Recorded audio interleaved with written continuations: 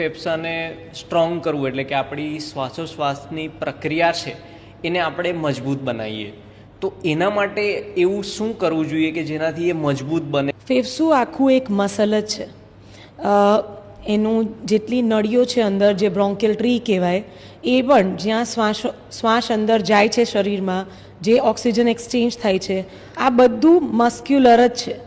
અગર આ muscles strong નહીં હોય તો પછી તમારું ફેફસું મજબૂત નથી. એક્સરસાઇઝમાં વી આર ફોર્ચ્યુનેટ કે આપણે એક એવા લિનિયેજથી આવે છે જેમાં પ્રાણાયામ બહુ બધા લોકોને ખબર છે ને આજુબાજુ શીખવાડનાર પણ, સારા શીખવાડનાર ટીચર્સ પણ છે. તો pranayama is one of the strongest exercises. પણ અગર તમને એવું લાગે છે કે નહીં, pranayama is not my thing, then blow a balloon, the simplest of it.